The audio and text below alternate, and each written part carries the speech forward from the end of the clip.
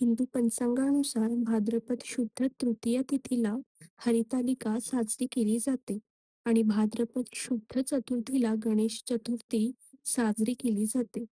यंदा तिथीच्या क्षयामुळे किंवा वेळेच्या गणनेमुळे 14 सप्टेंबर 2026 सोमवार रोजी सूर्योदयाला तृतीया तिथी असणार आहे आणि दुपारी चतुर्थी तिथी असणार आहे.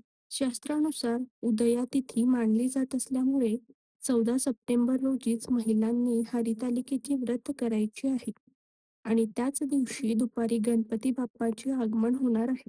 सोमवार हा भगवान शिवशंकराचा वार मानला जातो. हरितालिका ही व्रत माता पार्वती आणि शिवशंकराच्या पूजेसाठी केले जाते. त्यामुळे सोमवारीच हरितालिका येणे हा अतिशय शुभ आणि फलदायी योग मानला जातो. या दिवशी तुम्ही शिव पार्वती आणि गणेशजींची एकत्रित पूजा करून अफाट पुण्य प्राप्त करू शकता. आता वळूया सर्वात महत्त्वाच्या मुद्द्यांकडे. उपवास कधी धरावा आणि कधी सोडावा. उपवास कधी धरावा तर उपवास हा दिनांक 14 सप्टेंबर 2026 वार सोमवार या दिवशी करायचा आहे. याची सुरुवात ही 14 सप्टेंबर रोजी पहाटे सूर्योदयापूर्वी उठून स्नान करून आपली रोजची कामे करून उपवासाचा संकल्प करायचा आहे. हरितालिकेचे व्रत हे परंपरेनुसार निर्जला म्हणजेच पाणी न पिता किंवा निराहार फक्त फलाहार करून केले जाते. तुम्ही तुमच्या प्रकृतीनुसार किंवा आरोग्यानुसार हे व्रत करू शकता.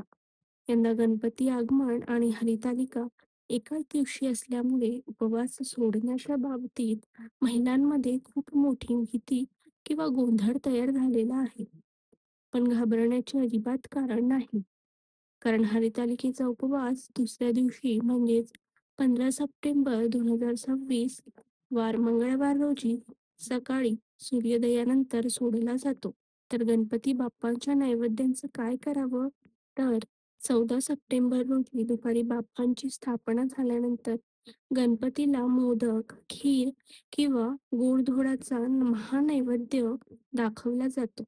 पण ज्या महिलांनी हरितालिकेचा उपवास धरला आहे त्यांनी तो नैवेद्य 15 सप्टेंबरची सकाळी पारण केल्यानंतरच ग्रहण करावा. म्हणजेच काय तर तुम्हाला उपवास आहे तर तो 14 सप्टेंबरला सकाळी आणि संध्याकाळी धरायचा आहे आणि उपवास सोडायचा आहे तर तो तुम्हाला 15 सप्टेंबरला सकाळी उपवास सोडायचा आहे. जर एखाद्या महिलेला तब्येतीच्या कारणामुळे उपवास करणे शक्य नसेल तर त्यांनी 14 सप्टेंबर रोजी संध्याकाळी हरितालिकेच्या पूजेनंतर आणि आरतीनंतर फलाहार करून सात्विक आहार घेऊन उपवास सोडला तरी चालतो. घरातील पुरुष आणि मुले गणपतीचा प्रसाद 14 सप्टेंबर रोजी नेहमीप्रमाणे खाऊ शकतात. फक्त उपवास करणाऱ्या महिलांनी आपल्या व्रताचे नियम पाळावे. आता आपण पाहूया की एकाच दिवशी या दोन्ही पूजा कशा आयोजित करायच्या.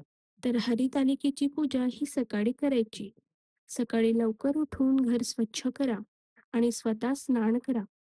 वाळू किंवा माती आणून शिव पार्वती सखी आणि त्यांच्या मूर्ती किंवा पिंडी तयार करा.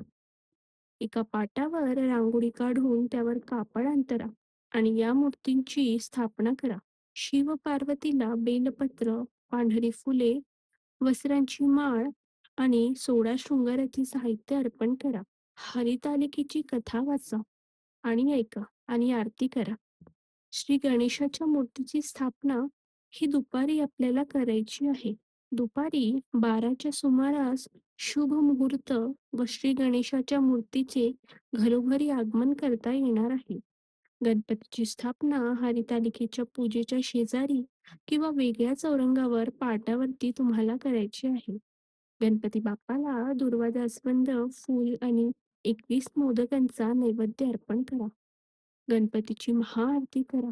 लक्षात ठेवा, दोन्ही पूजा एकत्र करताना घरात अत्यंत प्रसन्न, पवित्र आणि मंगलमय वातावरण ठेवावे.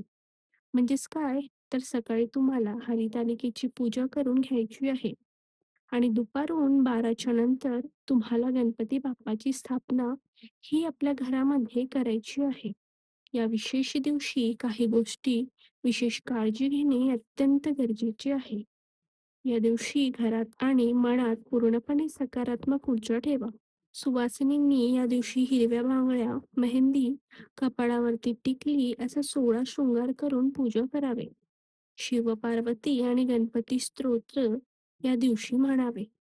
ओम नमः शिवाय किंवा श्री गणेशाय नमः या मंत्राचा जप करत राहावा. या दिवशी एखाद्या गरजू स्त्रीला किंवा ब्राह्मणाला वस्त्र, फळे किंवा शृंगाराचे साहित्य दान करावे. या दिवशी तुम्हाला काय टाळायचे आहे? तर या दिवशी तुम्हाला उपवास असलेल्या महिलांनी स्वतःसाठी उपवासाचे पदार्थ करताना अन्नाचा अपमान होणार नाही याची काळजी घ्यावी.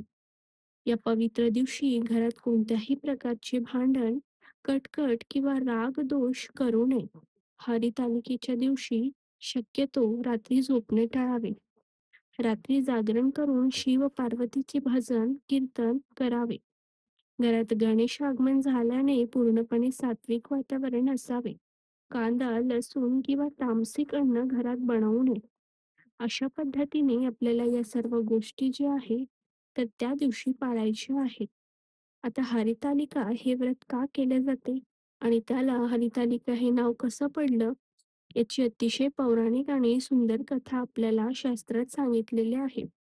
हरितालिका शब्दांचा अर्थ म्हणजेच हरत म्हणजेच अपहरण करणे आणि आलिका म्हणजेच सखी आणि आलिका म्हणजेच सखी माता पार्वतीने शिवशंकरांना पती स्वरूपात मिळवण्यासाठी कडक तपश्चर्या केलेली होती. पण तिचे वडील पर्वतराज हिमालय तिचे लग्न भगवान विष्णू सोबत लावून देऊ इच्छिते. ही गोष्ट जेव्हा पार्वतीच्या मैत्रिणींना समजली, तेव्हा तिने पार्वतीला घनदाट जंगलात नेऊन लपवून ठेवले, म्हणजेच तिचे अपहरण केले. म्हणूनच या व्रताला हरितालिका म्हटले जाते. जंगलात गेल्यानंतर माता पार्वतीने अन्न आणि पाण्याचा त्याग करून वाळूचे शिवलिंग तयार केले आणि अहोरात्र शिवशंकराची पूजा केली. त्यांची निवांत आणि निस्सीम भक्ती पाहून भगवान शिव प्रसन्न झाले आणि त्यांनी पार्वतीचा पत्नी म्हणून स्वीकार केला. ही कथेवरूनच आपल्याला समजते की हे व्रत फक्त नवस किंवा उपवास म्हणून आपल्याला इच्छित मनोकामना पूर्ण करण्यासाठी केलेले निस्सीम भक्ती आहे. विश्वासिनीने आपल्या पतीच्या दीर्घायुष्यासाठी आणि कुमारिके मुलींनी चांगला वर मिळावा म्हणून हे व्रत करत असतात. हरितालिकेच्या पूजेसाठी आपल्याला काय काय साहित्य लागतं, ज्यामध्ये तुम्हाला माती लागते किंवा वाळू लागते. त्याचबरोबर बेलपत्र लागतात. धोत्रा, त्याचबरोबर आघाडा, कणेर, रुईची पानं अशी 5 प्रकारच्या झाडांची पानं आपल्याला लागतात. शृंगाराचे साहित्य लागतं. यामध्ये बांगड्या, कंगवा, आरसा, काजळ, मेहंदी, हळदी-कुंकू, लाल चंदन आणि वस्त्र, दूध, दही, तूप, मध, साखर टाकून पंचामृत, फळे, खारीक, बदाम आणि घरात बनवलेले सात्विक पदार्थ आणि गणेशाच्या पूजेसाठी लागणारे साहित्य, ज्यामध्ये गणेशांची सुंदर मातीची मूर्ती, 21 दुर्वांच्या जोड्या आणि जास्वंदाचे ताजे लाल फूल, 21 मोदक, अक्षदा, गुलाल, सिंदूर आणि अगरबत्ती. अनेक महिलांच्या मनात याबद्दल शंका असतात की आपल्याला गर्भवती किंवा आजारी महिलांसाठी या दिवशी काय नियम आहेत. तर शास्त्रानुसार शरीराला त्रास देऊन व्रत करणे योग्य मानले जात नाही. जर तुम्ही गर्भवती असाल किंवा आरोग्याच्या समस्या असतील तर तुम्ही निर्जला उपवास अजिबात करू नका. तुम्ही दूध, फळ किंवा उपवासाचे सात्विक पदार्थ खाऊन हे व्रत करू शकता. मासिक धर्म आल्यास काय करावे? 14 सप्टेंबर रोजी एखाद्या महिलेला मासिक धर्म आला तर त्यांनी हरितालिकेचे व्रत मनापासून पाळावे. मात्र त्यांनी स्वतः मूर्तीला स्पर्श करू नये किंवा पूजा करू नये. घरातील इतर कोणत्याही महिलेकडून किंवा पतीकडून पूजा करून घ्यावी आणि लांबूनच कथा ऐकावी. चला तर विचारलेल्या काही अत्यंत महत्त्वाच्या प्रश्नांची उत्तरे आपण जाणून घेऊया. हरितालिकेच्या मातीची मूर्तीचे विसर्जन कधी करावे? तर हे विसर्जन तुम्हाला 15 सप्टेंबर रोजी सकाळी पूजा व पारण केल्यानंतर करायचे आहे. तुमच्याकडे गणपती बाप्पा 1 किंवा 2 दिवसाचे असतील, तर गणपती सोबत ठेव किंवा स्वतंत्रपणे तुम्ही विसर्जन करू शकता. आणि हरितालिकेचा उपवास असणाऱ्या महिलांनी प्रसाद खावा. अशा पद्धतीने ही संपूर्ण माहिती आहे, तर ती आपण बघितलेली आहे. व्हिडिओ आवडला असेल तर मंदिर यात्रा विथ निकुराज या चॅनलला लाईक करा, शेअर करा आणि सबस्क्राईब करायला विसरू नका.